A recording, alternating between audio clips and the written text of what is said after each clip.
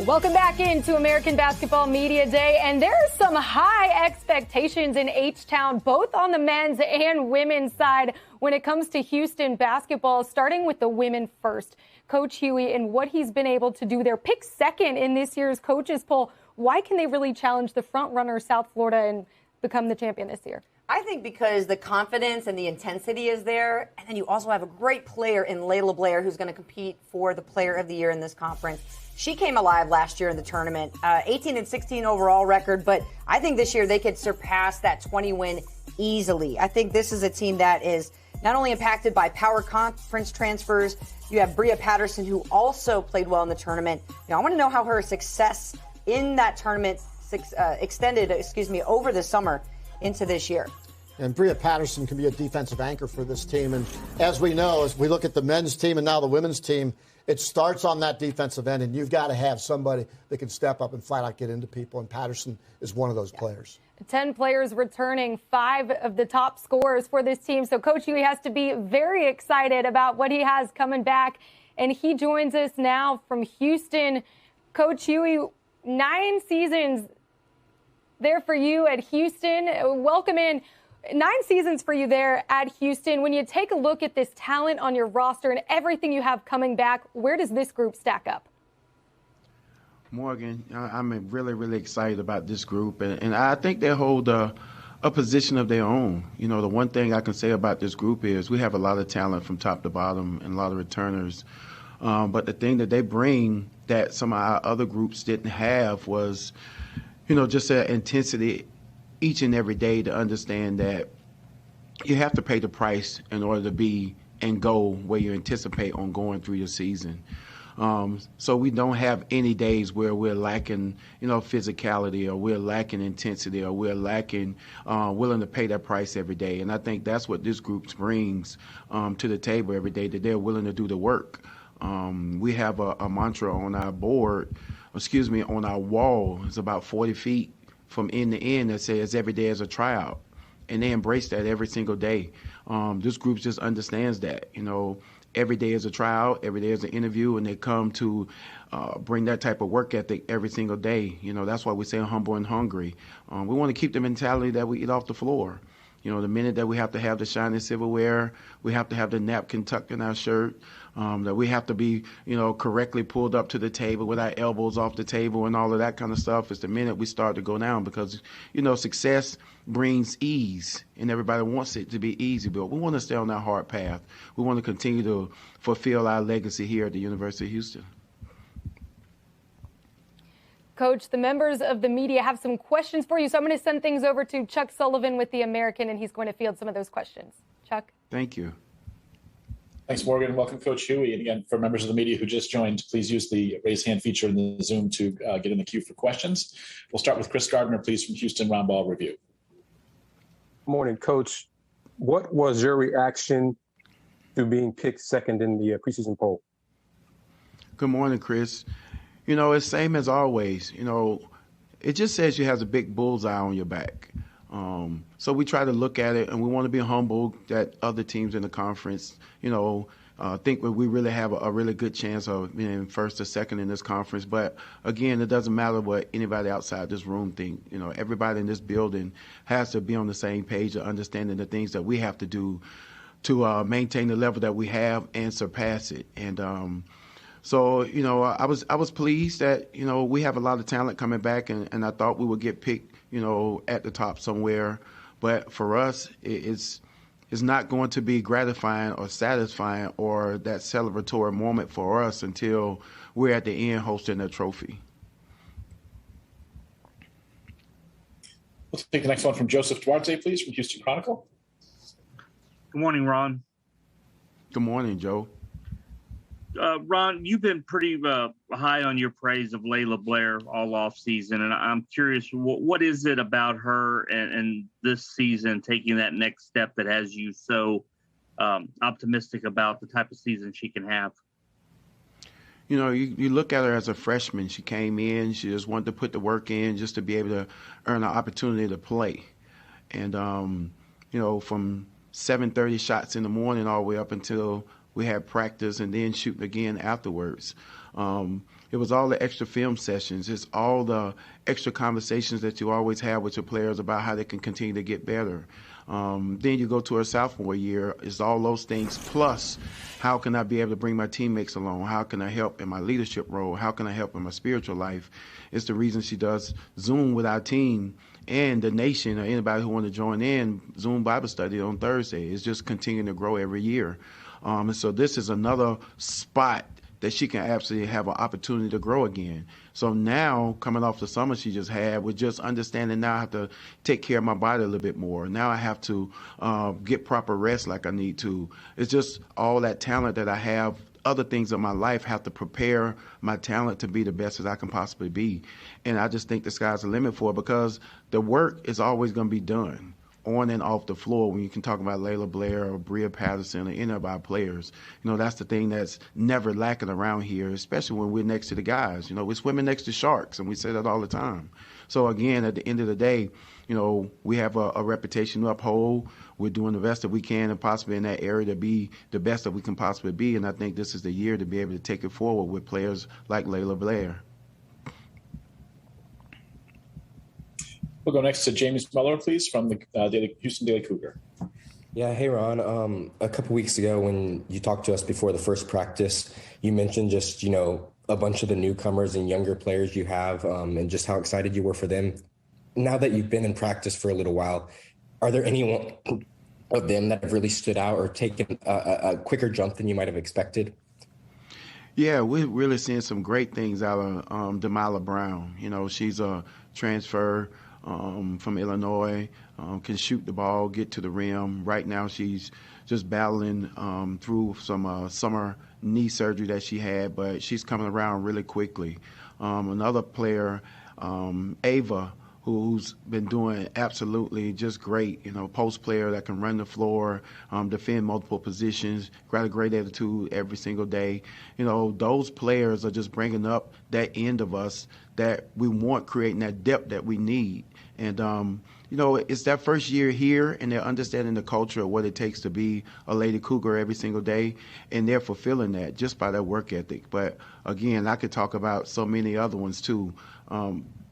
You start talking about some of the kids who didn't play a lot last year.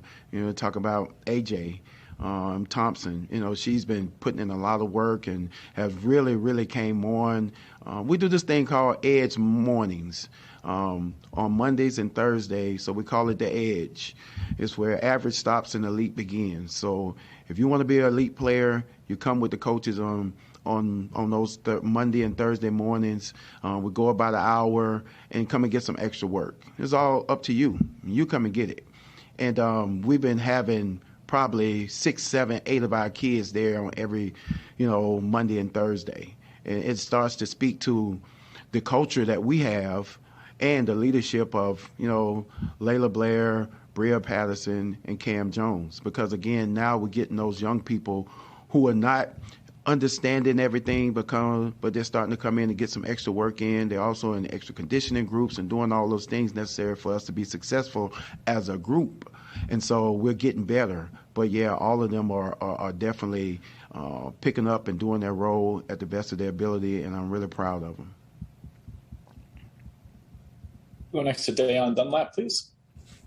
Hey, how you doing, Ron? Dayon.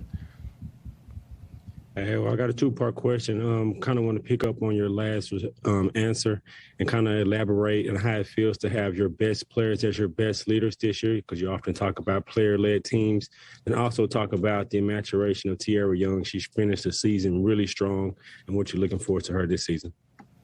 Exactly. The first part of that question, with our leaders, with Cam, Layla, and Bria, it's been tremendous having them to bring energy every day, to come out and help support the young ones, and also fulfill our culture like we have to do every single day.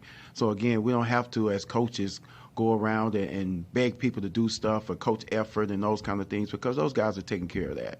We don't have a problem with people not being on time. We don't have a problem with people doing things outside of the culture or outside the gym and not being in class or those kind of things. They take care of all of that. So it's a tremendous feeling when your best leaders are your best players, and we're definitely looking forward to them continuing that. And Tierra Young is right up there with them. You know, she's been battling her knee and foot injury all summer and getting through and pushing like crazy. And she's finally coming around. She's been practicing. I think we started out the first 3 or 4 days, she didn't practice at all. And then she got in for 30 minutes, and now she's up to like 45 minutes to an hour. So she's working her way back right now.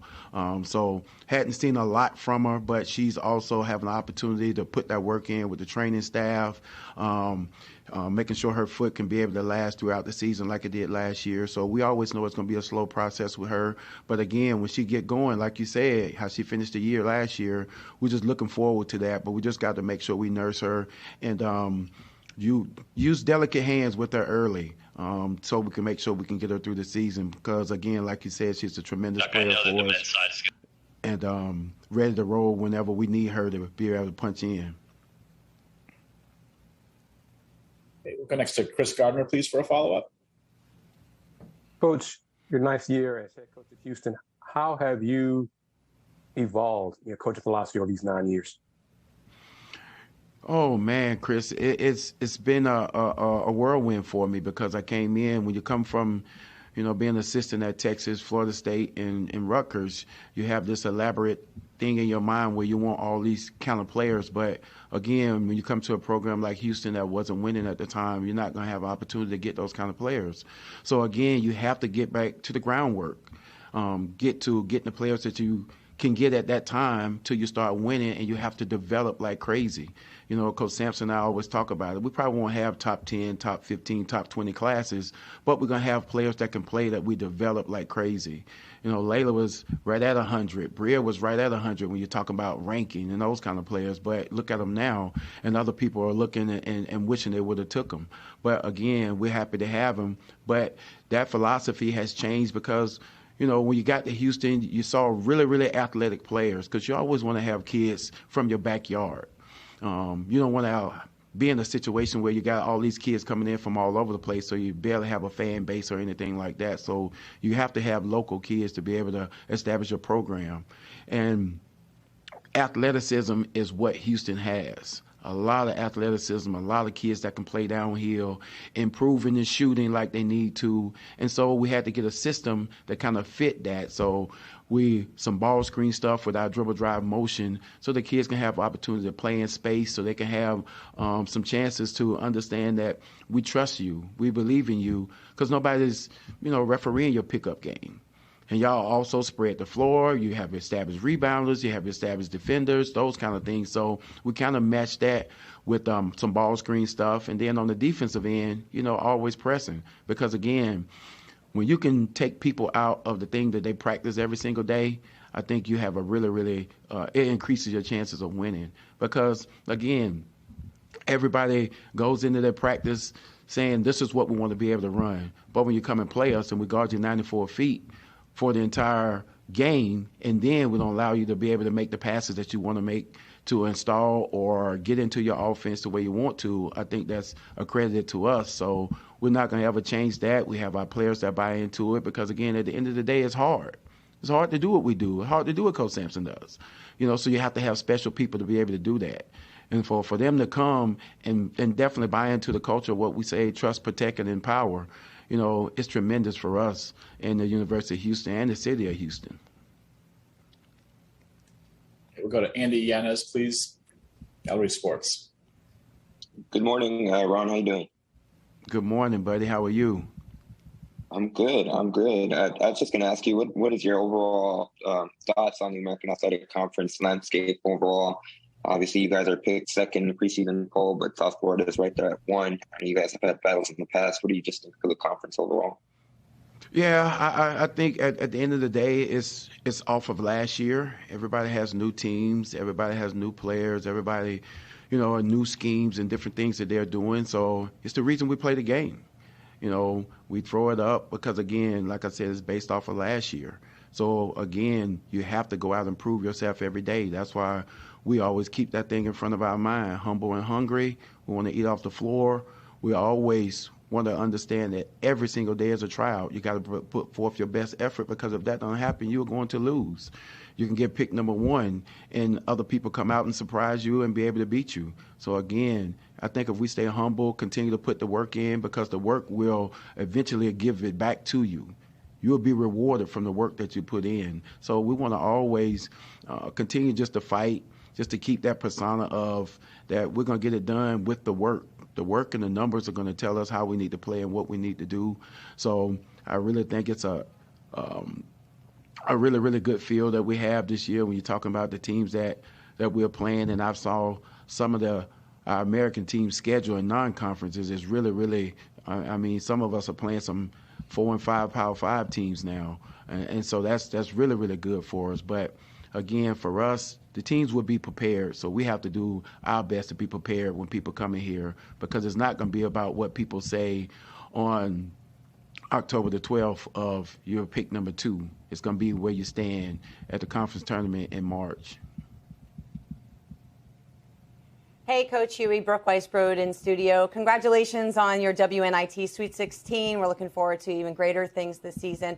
And I know we all wanted to extend our condolences for the loss of Director of Basketball Operations, Kayla Kaiser, on your staff. Certainly a shocking loss to the Cougar family. And, wondering what kind of relationship that you had with her and the effect that she had on the team.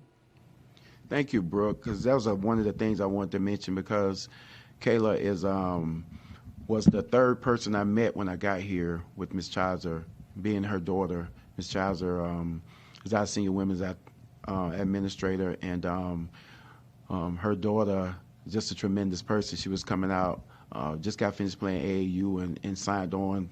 I can't remember the name of the school, Commerce, one of the Division II schools, and I wanted to get her back here, and so we did. But, after coaching her for a couple of years and seeing the type of person she is and how she works and her leadership ability and just her humility overall, and I just we have to have that person around us all the time. And so once she finished, I asked her about being our graduate assistant, and she accepted.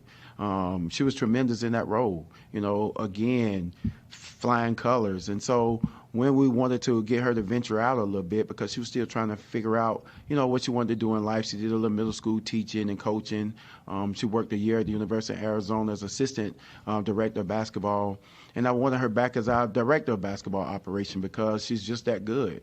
And getting her back here is just tremendous. But when you've had a long-standing relationship with that family and her and her sister and her dad, Derek, it's just tremendous what she brings to us. And, we'll be playing with heavy hearts this year. She'll be at the front of our minds and the back of our minds on every ball that's tossed up, just like she is at every practice every day. Her office is still the same. We hadn't touched anything. She's still with us, and she's going to be with us as long as I'm the coach here. That's the thing about Kayla and how she means and what she means to us overall, as personally for myself and as a staff and our athletic department and university. I just can't find enough words to even talk about Kayla, but she's tremendous for us. And yeah, that's it, Brooke. Coach, thank you for taking the time. We are so sorry for your loss, but really excited to see this season with the high expectations that your team can really do this season. Excited to see it. Thank you, Coach Hughey.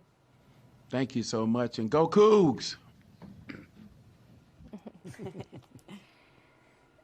Brooke, Mark, if you walked by and had seen every day is a tryout on that wall, what would that do for you as a player? And with everything that this team has faced, the adversity, losing their director of operations, Coach Hughey surrounding himself with such great people, how can that really be a motivating factor for this team?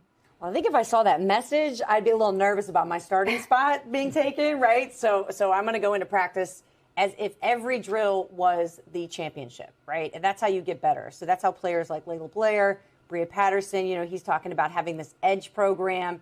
That's an extra hour worth of work. That's where you start to separate yourself.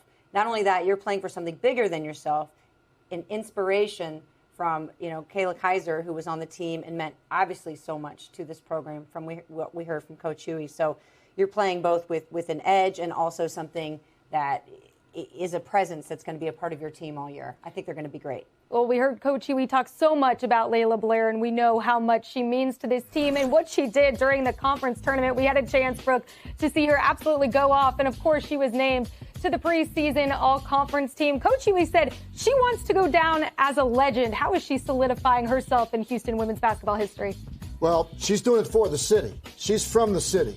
So this is a city gal that is making waves down in Houston right now. And what's really interesting about her is I think that I've watched some video on her, and she has very strong faith, and she brings that to the team. And when you talk about what the team has been through, that leadership and her faith, I think, also carries over to be a strong leadership presence with this Houston basketball team.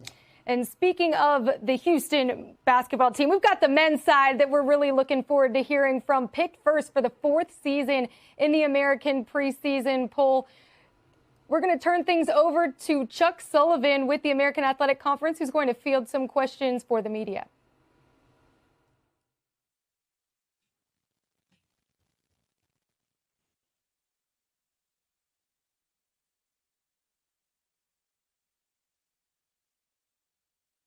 Difficulties.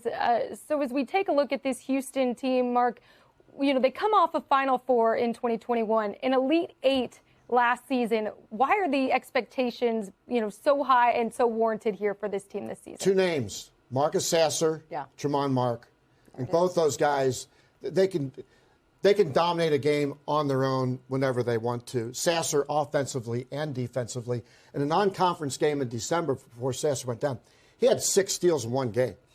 And everybody talks about his dynamic offensive game. And then Tremont Mark was still scoring with a separated shoulder. Now, how you do that, I don't know. But he still found a way to put the ball in the basket. Another dynamic presence for Kelvin Sampson. But I had the privilege of coaching against Kelvin, also coaching with him. And we'll talk a little bit about that as we move forward, as we come back to the women's team. Yes, we're going to shift gears back to the women's team, and we're going to hear from Laila Blair and Bria Patterson, 2 key leaders for this team. And now we're going to turn things over to the media and Chuck Sullivan. Chuck, take it away. Thanks, Morgan. And again, we have questions for the student athletes. Please use the raise hand feature in the Zoom to get into the queue. We'll start with Chris Gardner, please, from Houston Round Ball Review. Thank you, Chuck. This is for both of you. How have you benefited from NIL? Well, let's answer that one.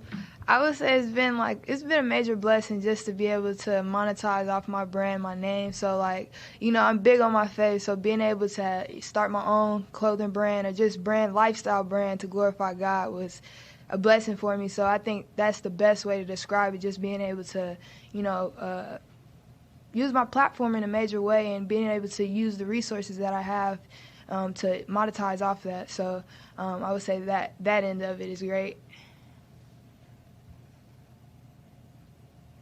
Would you like to take a shot at that as well?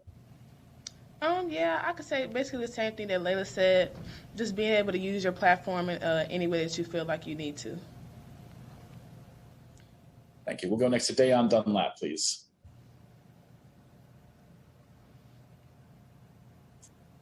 Dayon, we just need to unmute if you would. Question for both of you, starting with Bria. Bria, you've been at the program for a while now. I'm interested to hear from your perspective. What's the difference from the culture and the vibe around the team from this year versus years past? This year I think that the culture is really set this year, and I think that we're holding everyone that's new and that's been here to that certain standard. And having that standard is going to help us throughout the course of the year. And just having that here is going to help us out a lot. We'll get back to Chris Gardner, please, for a follow-up. Bria, where is your confidence level right now compared to when you first arrived at Houston? I've been here 4 years, so I think just being in the program this long, I've gotten adjusted to it, and just working on myself in the off season and after practice, before practice, whatever that looks like. I feel like I'm pretty confident going into my senior year. Okay, we'll go to James Muller, please, from the Daily Cougar.